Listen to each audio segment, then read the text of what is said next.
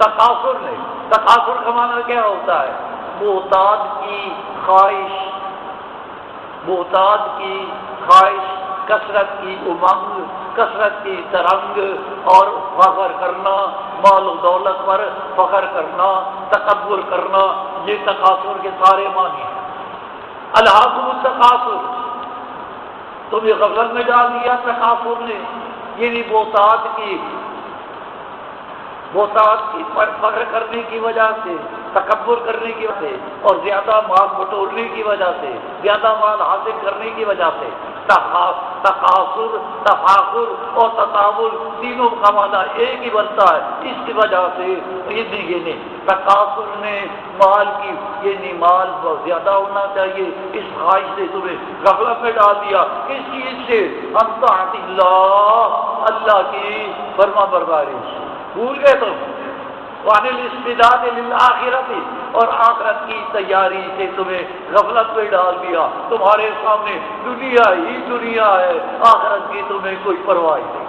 جس طرح شیطان نے ایک فارمولہ دے دیا انسانوں کو، اے جہان مٹھا اگلا کنے ڈٹھا، چلو روزی ہرے نہیں، پیسہ کما لو، عیاشی کر لو، عیش کر لو، آخرت آئے گی تو دیکھا جائے گا کسی نے کیا دیکھا ہے، کیا ہوگا، ہوگا بھی یا نہیں ہوگا، مولوی یوں ہی کہتا رہتا ہے۔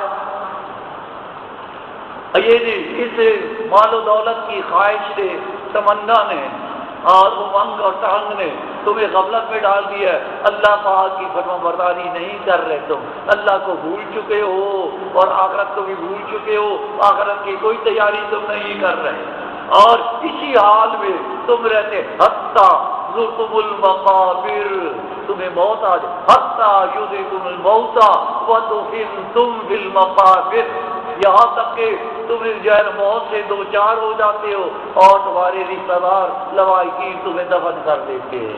اسی حال میں تم پر موت آ جاتی ہے اور تمہیں ہوش نہیں آتا کہ ہم نے مرنا ہے، تو مرنے کی تیاری بھی کر لے، آخرت کی تیاری کر لے، کوئی نہیں۔ دنیا کے اندر تم مستغرق ہوتے ہو، مال بٹورنے کے اندر تم مار ہوتے ہو، ڈوبے ہوئے ہوتے ہو، ساری زندگی تمہاری یوں گزر جاتی ہے حتیٰ کہ تم مر جاتے ہو، اور اسی حال میں تمہارے لوائقین تمہیں جا کر دفن کرواتے ہیں۔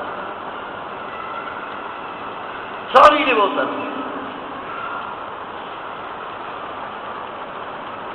شیطان انسان کے ذہن میں ڈالتا ہے، بھائی مال و دولت ہی سب کچھ ہے، کما لو کما لو، دوسری طرف نہیں جانے دیتا۔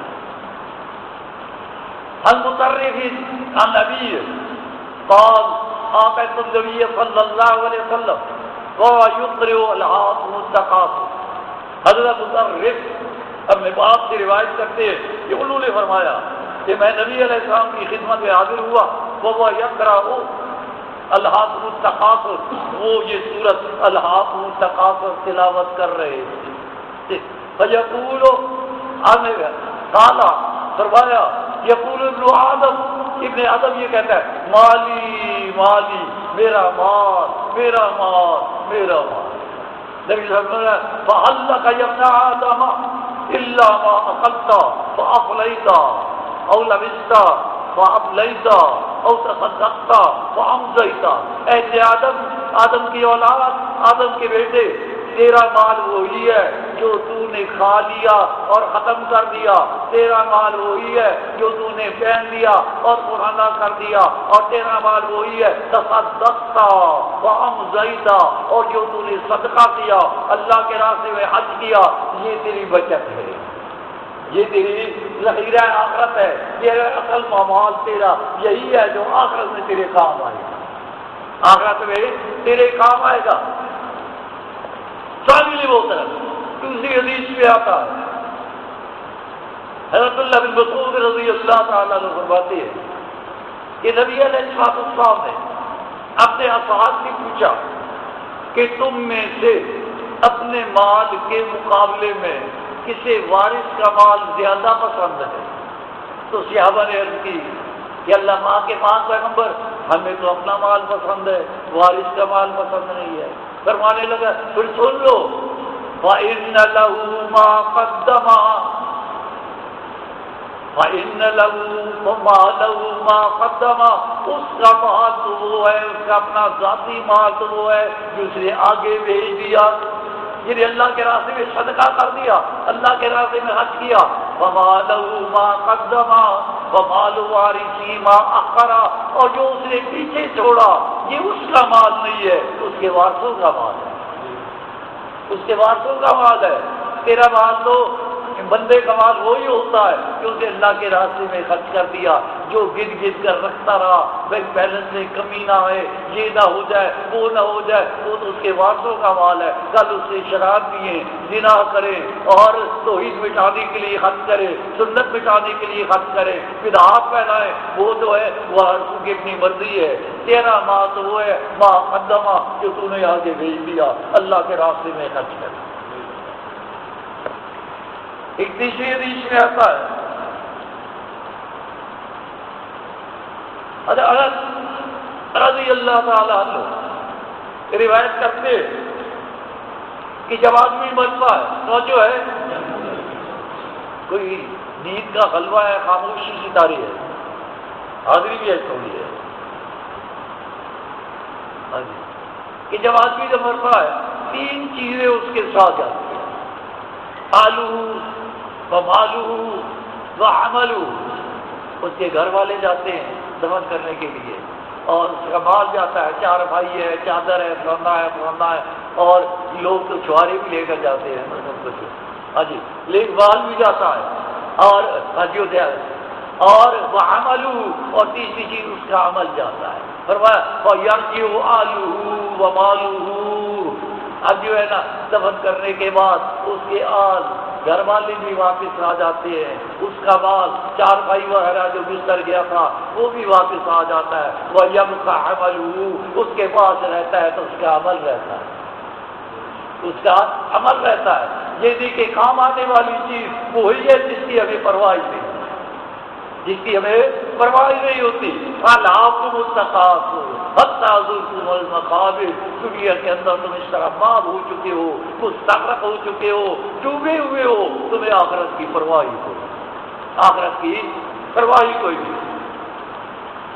اور ایک حدیث کے اندر آتا ہے عن سالم بن سعد رضی اللہ تعالیٰ عنہ قال قال رسول اللہ صلی اللہ علیہ وسلم لو كانت الدنيا تعدل عند الله جناح بعوضة ما سقى كافرا شربة، کہ حضرت سالم بن سعد رضی اللہ تعالیٰ عنہ فرماتے ہیں نبی علیہ السلام نے فرمایا اگر اللہ پاک کے ہاں مال و دولت کی کوئی قدر و منزلت ہوتی، کوئی آگیت ہوتی، تو اللہ پاک کسی کافر کو ایک گھونٹ بھی نہ پلاتا، ایک گھونٹ بھی نہ پلاتا۔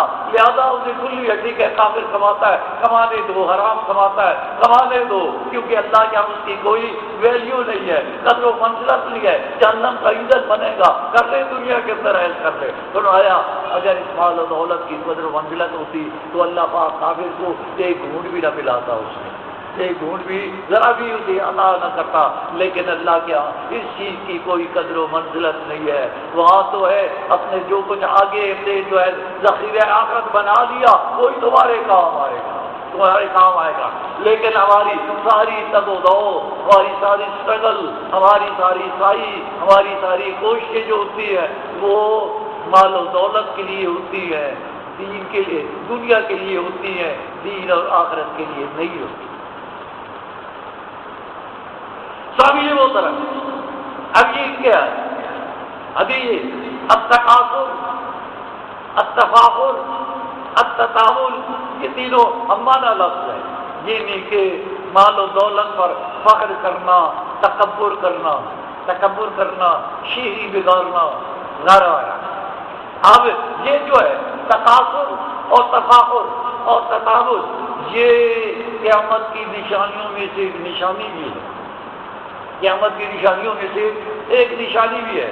پوری حدیث نہیں کرتا، صرف مقصودی مقامات کرتا ہوں۔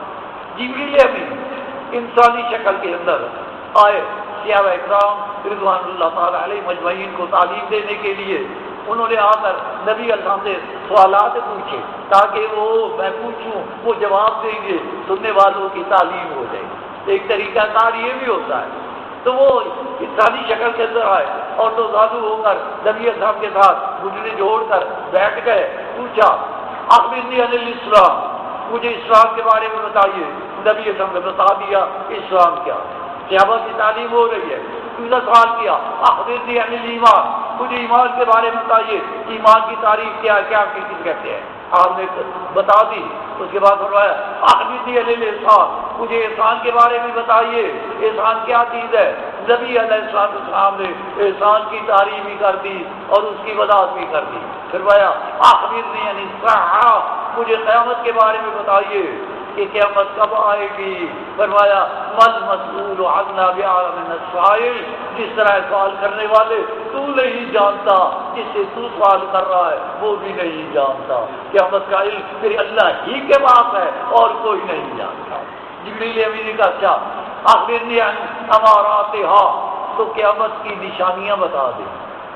فرمایا ان تلد الامۃ ربتہا، یہ کہ لونڈی اپنی ماسکن کو جنے گی۔ یہ کنایا ہے اس بات کی کہ سارا نظام، دنیا کا نظام درم برم ہو جائے گا، اوپر والی چیز نیچے، نیچے والی چیز اوپر، سارا نظام درم برم ہو جائے گا۔ اب یہ دیکھیے نوکر کا فرض ہے مالک کا کہنا مانے اور اس کی عزت کرے، لیکن زمانہ وہ آ گیا ہے نوکر مالک کے سامنے اکڑ جاتا ہے اور اس کے مرغوب کرتا ہے، وہ اس سے ڈرتا ہے۔ اور یہی حال ہے کہ اب استاد شاگرد ہے، شاگرد کا فرض ہے کہ وہ استاد سے ڈرے اور اس کا احترام کرے، لیکن آج کا زمانہ وہ ہے استاد شاگردوں سے ڈرتے ہیں اور ان کا احترام کرتے ہیں۔ معاملہ الٹ ہو چکا ہے۔ یہی ہے والدین اور اولاد کا، اولاد کا فرض ہے والدین کی عزت کریں، ان کا کہنا مانیں، ان کا احترام کریں، لیکن معاشرہ ایسا الٹ ہو چکا ہے کہ اولاد جو ہے والدین اولاد سے ڈرتے ہیں اور ان کا کہنا مانتے ہیں۔ اسی طرح میاں بیوی کا تعلق ہے، بیوی کا فرض ہے خاوند کا کہنا مانے، اس کے پیچھے چلے، لیکن بیوی اپنا کہنا منواتی ہے اور اپنی پیچھے چلاتی ہے۔ یہ اختصار کے ساتھ میں نے اس کی تشریح کر دی ہے۔ یہ سارا نظام جو ہے، اصل نظام جو ہے وہ معکوس ہو جائے گا، الٹ پلٹ ہو جائے گا۔ یہ قیامت کی نشانیوں میں سے ہے اور یہ آثار پیدا ہو چکے ہیں۔ بیوی خاوند پر حاوی ہے، شاگرد استاد پہ حاوی ہے، اولاد جو ہے والدین پہ حاوی ہے، وغیرہ وغیرہ، یہ سارے حالات پیدا ہو چکے ہیں۔ الا ماشاء اللہ، اللہ کے نیک بندے بھی ہیں جو شریعت کے مطابق عمل پیرا ہے، وہ اولاد والدین کی عزت کرتی ہے، شاگرد استاد کی عزت کرتی ہے، بیوی خاوند کا کہنا مانتی ہے، وغیرہ وغیرہ، کیونکہ جب سب برابر ہو جائیں گے دنیا ختم ہو جائے گی۔ امتیاز ہے مگر اکثریت ان لوگوں کی ہے، اکثریت ان لوگوں کی ہے کہ جو کہ شریعت کی خلاف ورزی کر رہی ہے۔ آگے فرمایا وَأَن تَرَىٰ الْعُرَاةَ الْعَالَةَ رِعَاءَ الشَّاءِ يَتَطَاوَلُونَ فِي الْبُنْيَانِ، کہ جب تو دیکھے گا الْعُرَاةَ ننگے پاؤں، برہنہ پاؤں، العراۃ برہنہ جسم، ننگے جسم، العالۃ فقیر فقراء غریب لوگ جو ہے وہ کیا کرے۔ اور اس کے بعد فرمایا کہ رعایا کی بکریوں کے چروائے یتطاولون فی البنیان، وہ جو ہے نا عمارتوں کے اندر فخر کریں گے، مقابلہ کریں گے۔ ایک کہے گا میرے اتنے پلازے ہیں، دوسرا کہے گا میرے اتنے پلازے ہیں، تیسرا کہے گا میرا اتنا بینک بیلنس ہے، دوسرا کہے گا میرا اتنا بینک بیلنس ہے، ایک کہے گا میری اتنی مارکیٹیں ہیں، اتنی دکانیں ہیں، اتنے مکانات ہیں، اتنی کوٹھیاں ہیں اور اتنے بنگلے ہیں، وغیرہ وغیرہ۔ یعنی کہ جو لوگ کچھ بھی نہیں تھے وہ اوپر آ جائیں گے اور جو اوپر تھے وہ نیچے ہو جائیں گے، نیچے ہو جائیں گے۔ یہ قیامت کی نشانیوں میں سے ہے۔ لہذا یتطاولون فی البنیان، تکاثر تفاخر، تکابر، یہ تینوں چیزیں جو ہے ایک ہمانہ الفاظ ہے. یہ قیامت کی نشانیوں میں سے ایک نشانی بھی یہ ہے کہ جب نظام درم برہم ہو جائے گا تب جو اب قیامت آنے والی ہے نزدیک. شامل محترم، اور یہ مال و دولت کی محبت بھی یہ کیا ہے؟ نبی صاحب نے فرمایا حب الدنیا راس کل خطیئت. دنیا کی محبت جو ہے یہ ہر برائی کی جڑ ہے، ہر برائی کی جڑ ہے. یہ حب دنیا قتل کو جنم دیتی ہے، چوری چکاری کو جنم دیتی ہے، لوٹ مار کو جنم دیتی ہے، رشوت خوری کو جنم دیتی ہے، بددیانتی کو جنم دیتی ہے، خیانت کو جنم دیتی ہے. ہر برائی کی جڑ ہے. کوئی قتل کرتا ہے تو مال کی خاطر، چوری کرتا ہے تو مال کی خاطر، اور ڈاکہ ڈالتا ہے تو مال کی خاطر، بددیانتی کرتا ہے تو مال کی خاطر، اور خیانت کرتا ہے تو مال کی خاطر. یہی نہیں کہ حب الدنیا راز کل خطیئت، دنیا کی محبت جو ہے یہ ہر برائی کی جڑ ہے.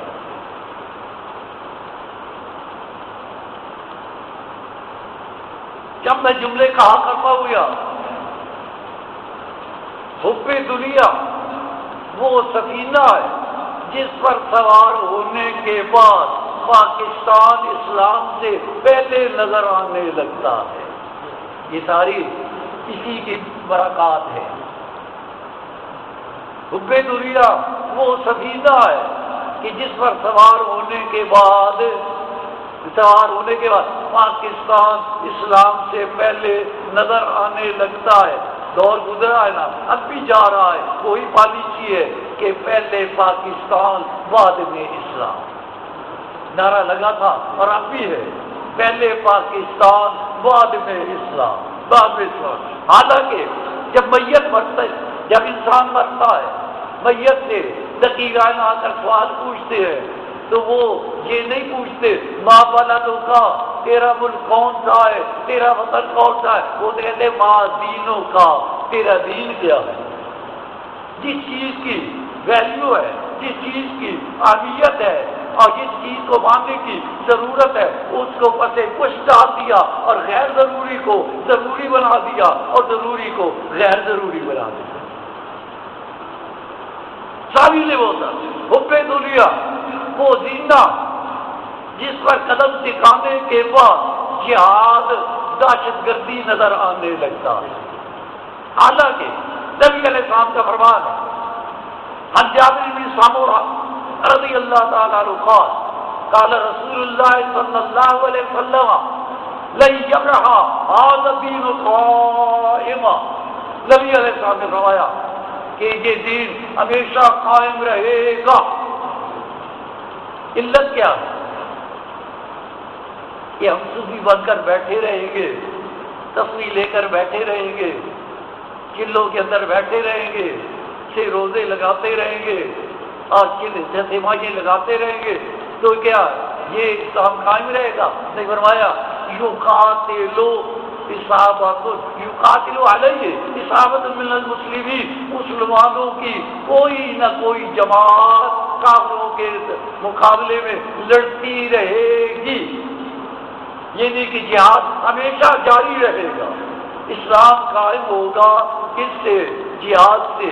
بقائے اسلام جہاد سے، دفاع اسلام جہاد سے، روب اسلام جہاد سے، دبدبہ اسلام جہاد سے، نفاذ اسلام جہاد سے، اقامت اسلام جہاد سے. جب اسی کو دہشت گردی قرار دیا جائے گا تو اسلام کہاں رہے گا؟ اسلام کہاں رہے گا؟ آگے فرمایا حتیٰ تقوم الساعۃ، یہاں تک کہ قیامت قائم ہو جائے گی. یعنی الجہاد ماضٍ الى القیامہ، جہاد قیامت تک قائم رہے گا. یعنی کہ اسلام قائم رہے گا کس سے؟ جہاد سے. جہاد سے یعنی کہ مسلمان کافروں کے مقابلے میں جہاد کرتے رہیں گے، لہذا اسلام جو ہے وہ غالب رہے گا، قائم رہے گا، اس کا دبدبہ ہوگا، ساری باتیں ہوں. لیکن یہاں تو حب دنیا وہ نگینا ہے. حب دنیا وہ نگینا ہے جس کے سجا لینے کے بعد نفاذ اسلام بنیاد پرستی نظر آنے لگتا ہے، بنیاد پرستی نظر آنے لگتا ہے۔ حالانکہ اللہ پاک نے اسلام کو کیوں بھیجا؟ هو الذی ارسل رسولہ بالہدی ودین الحق لیظہرہ علی الدین کلہ ولو کرہ المشرکون۔ اللہ پاک نے اپنے پاک پیغمبر کو دین اسلام، دین توحید دے کر کیوں بھیجا؟ تاکہ تمام ادیان باطلہ پر اس کو غالب کر دے کہ اسلام کا نفاذ ہو جائے۔ اسلام کیوں آیا؟ نفاذ کے لیے آیا۔ اسلام کیوں آیا؟ تنفیذ کے لیے آیا۔ اسلام کیوں آیا؟ انفورسمنٹ کے لیے آیا۔ اسلام کیوں آیا؟ امپلیمنٹیشن کے لیے آیا۔ صرف جو ہے دکھاوے کے لیے نہیں آیا، دکھاوے کے لیے نہیں آیا۔ تینوں کے جی حب الدنیا، حب الدنیا وہ حسینہ ہے جس کے چاہنے والے کو ہر کلمہ کو مسلمان نظر آنے لگتا ہے۔ آئیے دیکھیے نا، الیکشن کے دنوں میں یہ سیاسی جتنے بھی ہوتے ہیں نا، ان کا دین کہ ہر کلمہ کو مسلمان ہے، کیونکہ انہوں نے ووٹ لینا ہوتا ہے، ووٹ لینا ہوتا ہے۔ وہ وہاں کی یاد آ گئی، کہنے لگے ہمارے شیخ رحمہ اللہ کہ مفتی محمود رحمہ اللہ آئے، انہوں نے مجھے مجبور کیا کہ میں آپ کو ٹکٹ دیتا ہوں، آپ ہماری ٹکٹ پہ کھڑے ہو جائیں۔ میں نے کہا معذرت کی، میں نے کہا دیکھیے معلوم صاحب، انہوں نے بڑا مجبور کیا، ناراض بھی ہو گئے۔ میں نے کہا جی آپ ناراض ہوتے ہیں 100 مرتبہ ہو، میں اس گند کے اندر نہیں آتا۔ اب میں جن کو کافر کہہ رہا ہوں کل میں ان کے پاس ووٹ لینے جاؤں گا تو کہ مولوی صاحب پہلے یہ بتاؤ ہم کافر ہیں کہ مسلمان ہیں، میں وہاں کیا جواب دوں گا؟ تو سیاسیوں کا یہی مذہب ہوتا ہے، ہر کلمہ وہ مسلمان ہے۔ حالانکہ اللہ پاک کا ارشاد کیا ہے؟ وَمِنَ النَّاسِ مَن يَقُولُ آمَنَّا بِاللَّهِ وَبِالْيَوْمِ الْآخِرِ وَمَا هُمْ بِمُؤْمِنِينَ۔ یہ ایمان کے دعوے دار ہیں، ایماندار نہیں ہے، ایماندار نہیں ہے۔ آجی اور حب دنیا وہ دفینہ ہے، وہ خزینہ ہے جس کے چاہنے والے کو امریکہ کے مقابلے، امریکہ طالبان کے مقابلے میں یار نظر آنے لگتا ہے۔ نہیں بات سمجھے؟ طالبان دشمن ہے، امریکہ اس کا دوست بن گیا، یار ہے۔ حالانکہ اللہ پاک کا ارشاد ہے یا ایھا الذین آمنوا لا تتخذوا اليہود والنصارى اولیاء بعضهم اولیاء بعض ومن يتولهم منكم فإنه منهم ان اللہ لا یہدی القوم الظالمین۔ اے ایمان والو، یہود و نصارہ کو دوست نہ بنانا، یہ ایک دوسرے کے دوست ہے۔ تم میں سے کوئی جو یہود و نصارہ کو دوست بنائے گا وہ ان ہی میں سے ہے، وہ یہودی ہے، وہ عیسائی ہے، وہ مسلمان نہیں ہے۔ لہذا جنہوں نے امریکہ کو دوست بنا رکھا ہے وہ کیا ہے؟ یہودی ہے، عیسائی ہے، قرآن کے فرمان کے مطابق۔ میرا فتویٰ نہیں، قرآن کا فتویٰ، قرآن کا فتویٰ ہے۔ بہرحال جی